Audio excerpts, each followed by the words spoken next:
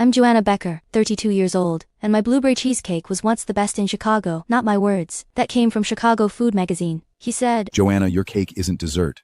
It's a memory. The cake wasn't mine. It was my grandmother's. She baked it on her Wisconsin farm for 60 years. On her deathbed, she put the recipe in my hand. I framed it and hung it on the north wall. No direct sunlight. It would never fade. I looked at it every day, like saying hello to her. Before she left, she held my hand and said, "Cake is round because life should be whole." I opened this shop 3 years ago. Only one cake. Sold out by 3 every day. Then I saw a familiar face in the crowd. Kate, my best friend since high school, back from New York. She quit her finance job to help me. It felt like we were back in high school. On my birthday, Kate said, "Take the day off. I'll handle everything." I trusted her. I really did.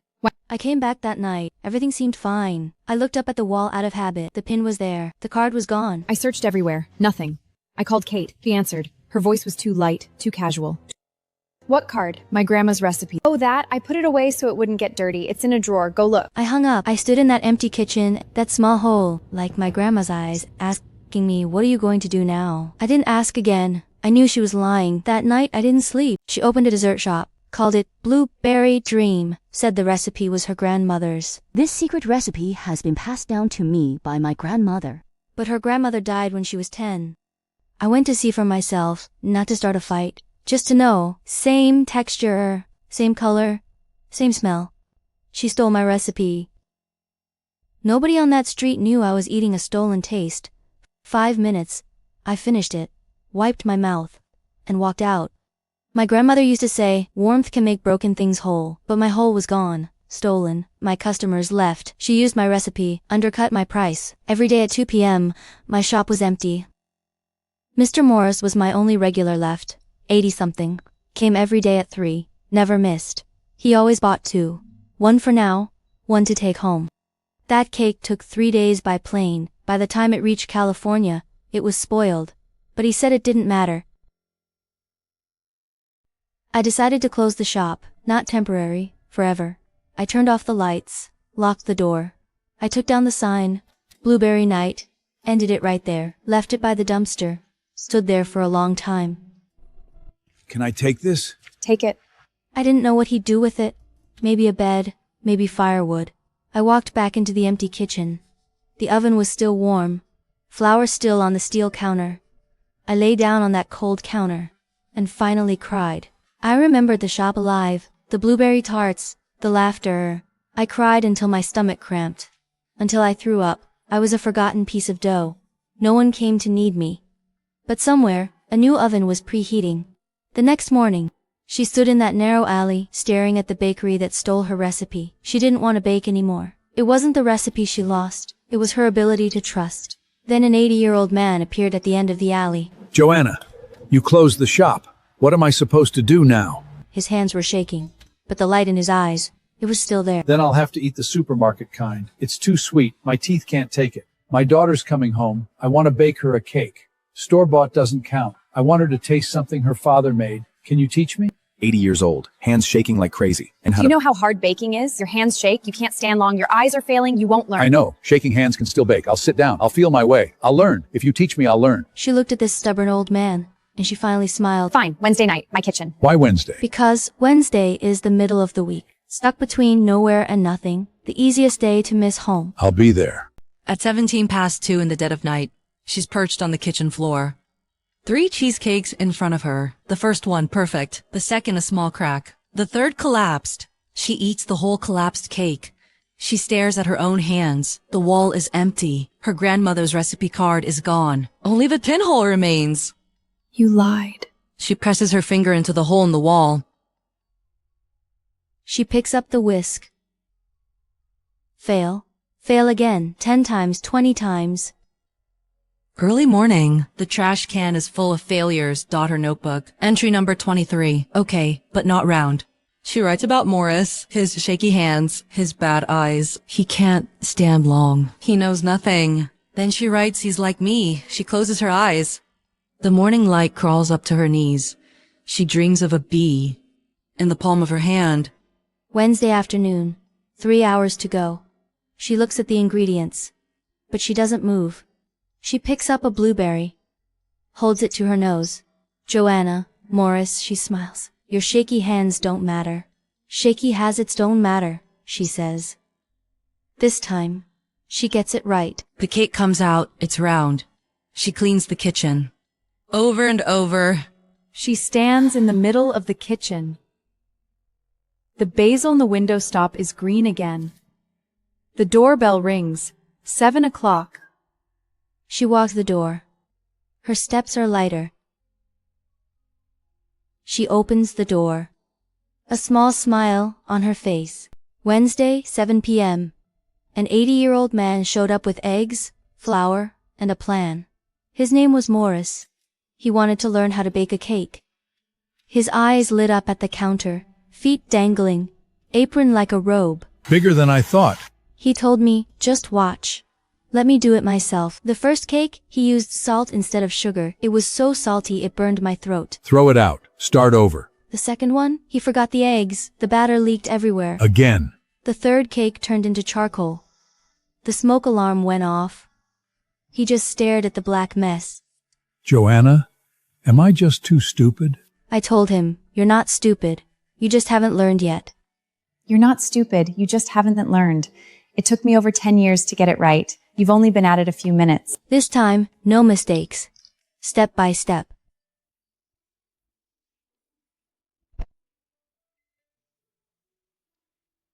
It wasn't burnt, but it cracked. He stared at it like it was his own kid. He chewed forever, then swallowed. It's okay, he said. And for an 80-year-old's first cake, It's okay.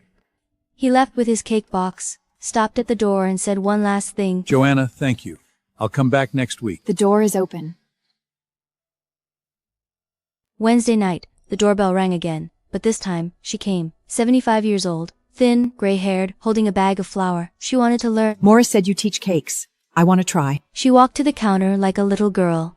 Her hands shook worse than Morris's. First cake, batter everywhere, and then she broke. I'm so stupid. You're not stupid. You just haven't learned yet. I tried. I can't learn. How long? 10 minutes. I've been learning for 10 years. Try again. I said she isn't stupid. She just hasn't learned yet. She wiped her tears and tried again. The cake came out burnt at the edges. One bite, and 75 years of doubt just disappeared. It's good. Even Mr. Morris wanted a taste, and what he said next shocked everyone. Margaret, yours is better than mine. That smile, the flour on her fingers, the warmth didn't come from the cake, it came from them. And that's when I knew this Wednesday light would never go out. Because next Wednesday, someone else was going to knock. Week 3, 5 people. Week 4, 10. Week 5, 15. All elderly, all living alone. My kitchen couldn't hold them. I brought over a small table and 2 chairs. They kept leaving money. I'd chase them, they'd walk faster. So I put out a jar. Ingredients donation, pay what you want. They came to bake, but really, they came to talk. My son's in California. Hasn't come back in a year. My husband's been gone 3 years. I still eat alone. My cat's better than people. She never says my cakes are ugly. My daughter Julie's a food journalist. Busy. She rarely visits. Busy isn't an excuse. My daughter's busy too, but she calls. She calls, then says she's busy. She didn't wipe the tear. It fell right into the dough. Maurice saw. He slid a tissue toward her. I understood. They didn't come just to bake. They came for someone to listen. Next week, there would be more. She thought her mother was hiding something. She was right. Her mother looked up, face dusted with flour. Not surprised, just cold. What are you doing here?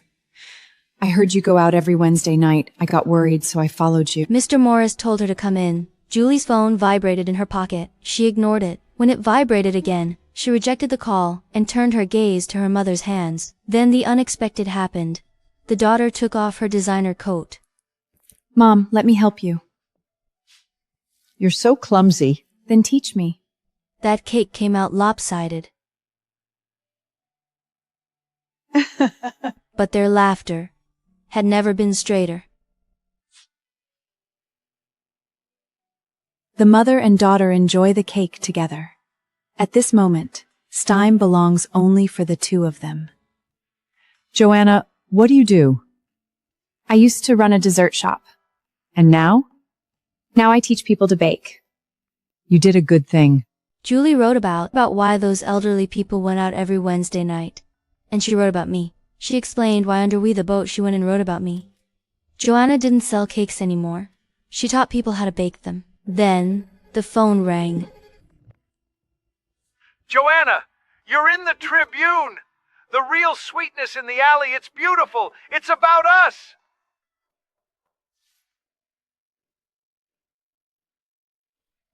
Are you Joanna? I want to learn. Morning. 1. Noon. Another. By afternoon, 3 more showed up. Wednesday night. 30 people. The kitchen overflowed into the hallway. If a bit of shell falls in, just fish it out. No big deal. His hands still shook. He didn't care. It wasn't about fancy cakes. It was about not being alone. 3 days after my article, Kate showed up at my alley. She didn't come in, she just stood there, watching, coffee in hand, staring at the door. I walked out, stood right in front of her. She took off her sunglasses, eyes red. Joanna, you went viral because of me.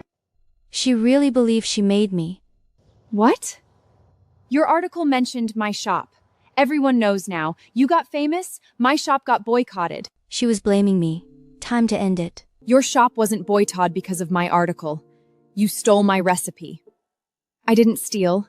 I just borrowed. Even the punctuations was the same. The 3 blueberry stains, your card had them too. Don't lie to yourself, Kate. She had nothing left to say. She walked away, the sound of her heels fading. Her shoulders had collapsed. She didn't look back. I didn't call her. Some collapses don't make a sound. The settlement call came, but it wasn't peace. It was a buyout. Miss Kate is willing to settle. One condition. You post a statement saying the formula was originally hers. $50,000. All she had to do was lie. Not happening. Then what do you want? I want her to admit the formula is mine. She won't. Then no deal. She didn't want money. She wanted the truth. The line went dead, and so did the easy way off. Joanna, you're in trouble. It's not trouble, but justice. Are you afraid? No. Morris didn't offer comfort. He handed me a piece of paper. I can tell it's Margaret's handwriting. 75 years old. Shaking hands, but words carry power. She thought a stolen recipe would make her a queen. Then the truth hit the front page. Joanna never took a cent from me. She just taught me. Julie's pen stopped. The truth was bigger than she expected. The one who stole it? I don't know her. My daughter Julie never visited before. Now she comes every week. Because of Joanna. She taught me how to knead dough. And she taught my daughter how to forgive. Julie stood in the doorway. She wasn't just hearing words. She was hearing an apology. Forgive what? Forgive me. I was too hard on her. She didn't explain. Deleted her social media. The shop closed. Not suspended forever. She took what wasn't hers and put it in the wrong place. 40 people. One tiny kitchen. Something had to break. I knew we were out of room. Then let's find one. I don't have the money. He stood up, walked to the table, pulled out everything he'd saved. This is what I've saved. It's not much. Take it. Then Margaret stood up too. And mine. $1, $2, $5, $10. Every single person reached into their pockets. Coins hit the table. Hands kept reaching. New bills, old coins. 1 nickel still had chocolate on it. I looked at that pile of change, and my eyes started burning. This is your retirement money. Retirement money only needs to cover food, but joy, you can't buy that. The joy you gave us, we want to give it back. $637.25. I put every cent into a glass jar. I wrote a label, New Home Fund, and I put that jar where everyone could see it. Not asking for more, just reminding them, this is ours. We're building it together. Julie found a place for us. It's the community center across the street, which has been vacant for a long time. The landlord was in his 70s. He hadn't seen this many faces in years. Been empty a long time. You rent it, I'll fix the floor. Mr. Morris didn't see broken windows. He saw space, room to breathe. This is good, spacious, no crowding. How much is the rent? He hesitated, not about money, about loneliness. You decide. My daughter lives far. I miss her. You coming here, it brings life. 500. half the market rate. He sold it for company, not cash. Okay. Signing day. Sunlight poured through broken glass. Margaret stood still and closed her eyes. Deep wrinkles, but her face bloomed, not a rose, a daisy, small, bright. Good sunlight, don't waste it, let it shine on you. Julie and I stood behind Margaret, watching the scene in silence. Dust swirled in the beam of light, like countless glowing fragments. She thought her baking dream was shut for good, but today, a new sign went up. I'm back in business. 2 old employees quit their jobs just to come back. I pressed my lips together, looking at the 2 men with a mix of guilt and emotion. Jack smiled innocently and shook his head. Day 1, over 50 people walked through that door. Seniors, young people, all in one place, baking. A single mom wanted to prove one thing to her little girl. She wanted her daughter to know mommy does more than just order takeout. Then there was the quiet man, always standing alone in the corner. He barely said a word, but every time he took a slice home, until I found out who that box was really for. His wife was bedridden. She couldn't eat anything. Staring at the leftover cake crumbs on the table, I figured it out at once. That cake was the only thing she would eat. 3 months after Kate vanished, a letter arrived. No return address. Just one word waiting inside. She opened it. One trembling word. I'm sorry. I put the card next to my grandmother's photo. The woman who taught me everything. And I just stared. Did you forgive her? I don't know. She stole the most important thing you had. She took the recipe, but not my memories. My grandmother is still in my head. She can't that. Then you should tell her. So I picked up my phone, and I texted her. 3 months of silence, broken with one. I told her I got the letter. I don't hate her. Live her life.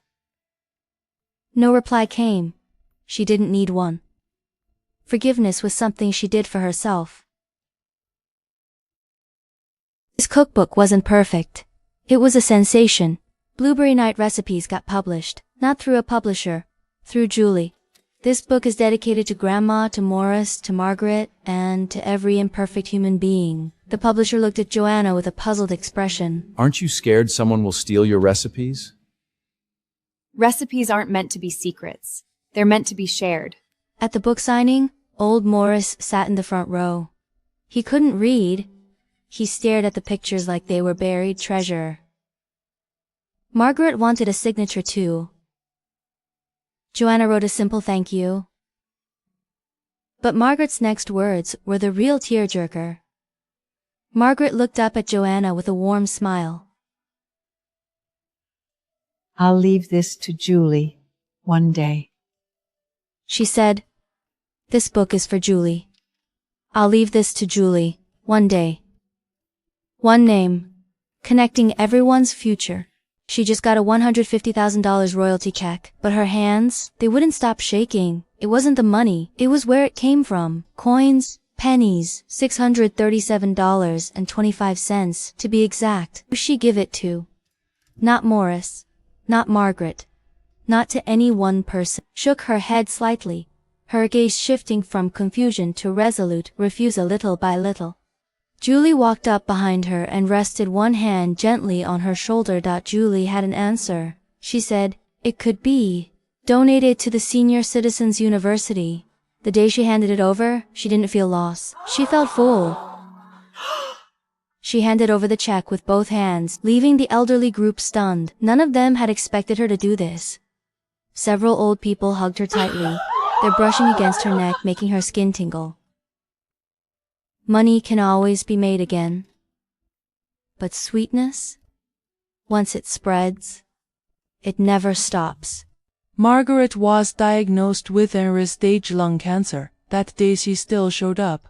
She came to the baking class like always, kneaded dough, made cookies, made enough for everyone. Margaret passed out cookies one by one, whispering a short remark to each person as they took their treat, her lips moving in a hushed tone. Some laughed, while others patted her on the shoulder. Joanna took the cookie. Margaret's fingers lingered an extra second on the back of her hand. Margaret told me that she might not be able to come very often in the future. Why? I'm starting chemo. Why didn't you tell me sooner? You would have worried. Everyone was so happy tonight. I didn't want to ruin it. I held her. She felt like dry wood, sharp edges everywhere. But her heart was still warm. And then I smelled it. Not vanilla, not butter, medicine, that hospital smell. Margaret told me not to smell it. I said I wasn't. She called me a liar, saying I have the sharpest nose. I cried. She patted my back and said the thing that broke me. So I smiled, the fakest, hardest smile I've ever made. And I told her to come back. She said, I'll try.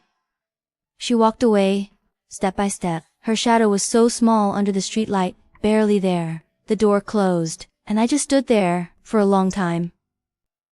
She quit her job. Everyone said she was crazy. Her boss tried to keep her with a promotion. She didn't even hesitate. She moved back to her mother, back to war with only 2 soldiers. Every single day, chemo, walks, kneading dough. She was racing against time. Then her hair started falling out. Julie bought her a white hat. When she put it on, she smiled like a little girl again. Do I look like a little girl? You do. For a moment, she actually believed it. Then one day, while kneading dough, she just stopped. Some words you bury your whole life. They finally came out over a pile of dough. Mom, it's okay. It's not okay. I regret it. When you were little, learning piano, I called you stupid. Julie wanted to stop her, but once an apology starts, it won't be stopped. Mom, please stop. I have to say it before it's too late. Mother said it now, because later might never come. They held each other, covered in flour and tears. I didn't cry. I was cutting blueberries. The knife was sharp. I cut myself. Blood came. It didn't hurt. It really didn't hurt. Mr. Morris baked lemon cake again today. Her name is Lisa. Divorced. She hid in California for 6 years. Too scared to come home. Until this moment, he saw her. She stood in the doorway. Just one word. Dad. What are you doing here? He walked up to her. Just one question. She cried so many nights in California, but she never called. Just shed tears. Mr. Morris stepped forward and opened his arms to embrace Lisa. Just 3 words. You're home now. I'm not leaving. She got a job in Chicago, moved in right next to him. Now every Wednesday, she's here. Margaret's chemo was done. The tumor had shrunk, but she wasn't the same woman anymore. She lost weight. A lot. But her eyes? Her eyes were finally alive again. The day she walked back into that baking studio, she had no idea what was waiting. They had a cake. 2 words. Welcome home. She looked at those words, and she broke. I'm back. The whole room erupted. Julie didn't say a word. She just held her arm. Sometimes that's all you need. And then there was me, standing in the corner, watching, thinking about my own mom, alone, in Florida. I pulled out my phone, booked a flight, not for the weekend, next week. I wasn't waiting anymore. I flew to Florida. Mom stood at the door in a faded apron. She already knew everything I couldn't say. The first thing she said was, "You look thin." I said no, but she already saw right through me. Then she finally said the thing she'd been holding in for years. Mom, I've missed you. I know. I made a blueberry cheesecake with my mom following Grandma's recipe. She picks blueberries more carefully than I do. For a second, I saw both of them in that kitchen. This one's bad. This one's good. This one's too sour. When she took the first bite, she stopped. She looked at me, and I saw Grandma in her eyes. Your grandmother would be happy. She knows. How do you know? She taught me. The cake is round. Life should be whole. I'm whole now. Almost. What's missing? You coming home more often. I'll come back more. Saying doesn't count. Doing does. I came back to Chicago with jars of my mother's jam. Not store-bought. Handmade. Strawberry, blueberry, blackberry, all from her garden. Labels written by a hand that was starting to shake. Niger each. Mr. Morris wouldn't open his. He said he was saving it for his daughter's birthday. I'm saving this for my daughter's birthday. But Margaret, she opened hers right then and there. One bite, and something happened. She didn't just say it was good. She said it tasted like something she'd lost. That's when Julie pulled me aside. Since our mom got sick, I haven't seen her like this, not once. Lily told me the truth. Since their mom got sick, she hadn't seen Margaret smile. Not once. Until today. Until one bite of jam. I said happiness isn't a cure, but it makes the pain of healing a little easier to bear. Julie nodded. She didn't need to say anything. I understood. Kate's letter came again. This time, it wasn't an apology. It was a photo. A little girl, maybe 5 or 6. Pink apron. Dough on her hands. On the wall, a handwritten recipe card. Blueberry cheesecake. On the back, there were words. Joanna, this is my daughter. She's using your recipe. I'll never tell her where it came from. I'll only say it was created by someone named Joanna. Finest baker there is. The handwriting looks as if someone is whispering right beside the ear. I placed the photo next to my grandmother's picture. She was smiling. Kate's daughter was smiling too. And I realized where the recipe went didn't matter anymore. What mattered was someone was still using it. The person using it was baking, and the person baking was smiling. Her book went global. She said no to Europe, and the reason will break you. Paris, Berlin, Tokyo. She turned down every single city. Julie thought she'd lost her mind. It wasn't that she didn't want to. She couldn't, because Wednesday night, the door opens. The oven heats. They come. Julie said take a week off. Joanna said you don't get it. 1 week off, they think. 1 week thinking, they get scared. Scared people stop coming. Joanna suddenly thought of them and went on speaking. And if they stop coming, they're alone again. Alone too long. You stop wanting to leave the house. They finally left the house. She won't let them go back. Julie's eyes filled. She said Joanna was more devoted than a real daughter. She said it wasn't devotion. It was knowing what loneliness tastes like. Margaret got better. She started making tiramisu. Not cookies, tiramisu. Ladyfingers dipped in coffee. Layer after layer of mascarpone. This is for Julie. She never liked sweets before. Now she does, because I made them. Mom, I'll eat anything you make. Then I'll cook for you forever. Forever. Sunlight fell on them like gold dust. I stood at the edge, and I knew I was the extra one. The one who didn't belong. But I was willing to be that person. Willing to be the extra one. Mr. Morris sits in the first row of the baking classroom. His eyes are cloudy, yet fixed intently ahead, with a faint smile playing on his face. 92 years old, hands that shake, but he still shows up. He can barely see, but every week, he's in the front row, watching, listening. He can't bake anymore, his hands won't let him, so he speaks. And Julie, she listens. Mr. Morris, you're my second dad. I'm not your dad, I'm your mother's friend. Friends are family too. He smiled. A real smile. 92 years in the making. His daughter Lisa was standing there. She started laughing. Then crying. Lisa said, Dad, you never used to smile. Didn't have a place to smile before. Now I do. Kate, she used to be my everything. Now she looks like she hasn't slept in a year. I hadn't seen her in 2 years. Not since the day she walked out. Kate came to return Grandma's recipe. Grandma's recipe card. Faded. Stained. Still perfectly intact. Kate said, I never threw it away. I was too scared to use it. Because using it felt like you were still here. I said, but you did use it. She replied, I did. But it will never taste the way yours does. I told her that's because I wasn't the one who made it. The card still smelled like her. Flour and blueberries, still drifting after all these years? Come in. I don't deserve it. Do you want to come in? Yes. Who are you? I'm Joanna's friend.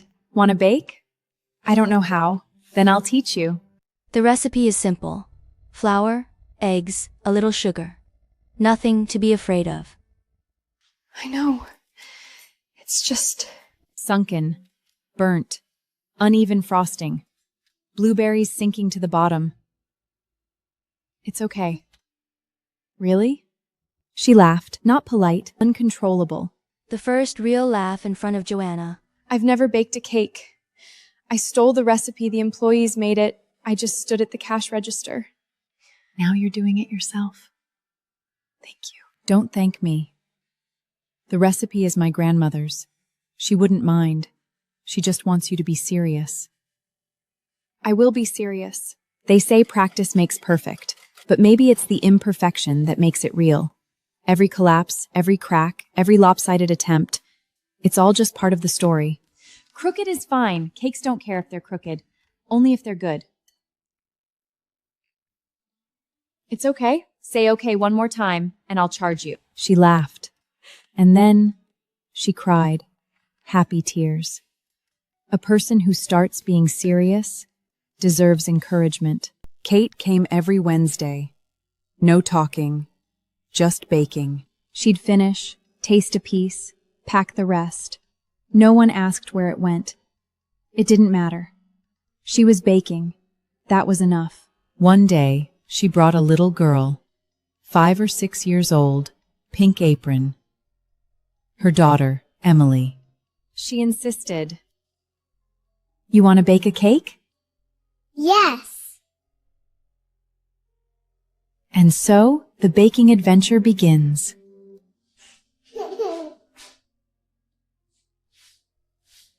Every time we bake together, I remember how much joy you bring into my world. She made a mess.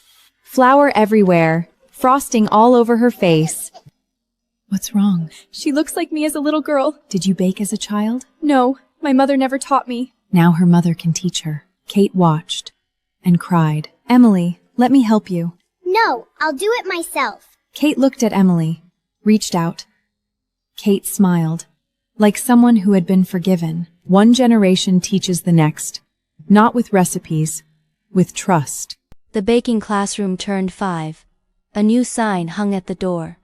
The crooked letters were Morris's. His eyes were bad, but he insisted. It's ugly, but I meant it. So many people came, not enough seats. They stood in the hallway. Some brought cakes, some brought flowers. Some brought gifts. No gifts. You being here is the gift. They laughed. She stood at the front, looked at them. Morris in the front row, cane in hand. Margaret with her pink hat. Julie behind her mom, hand on her shoulder.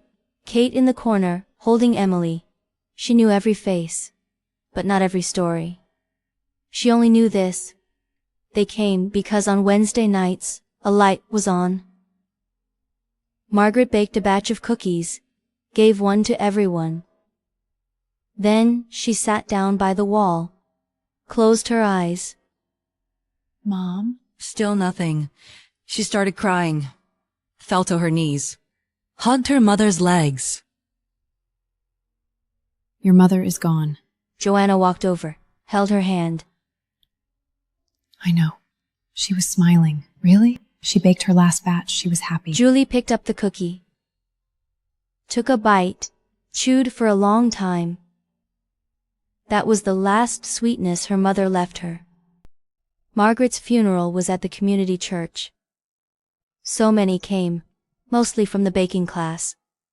No crying, just silence. This is the last cookie my mom made.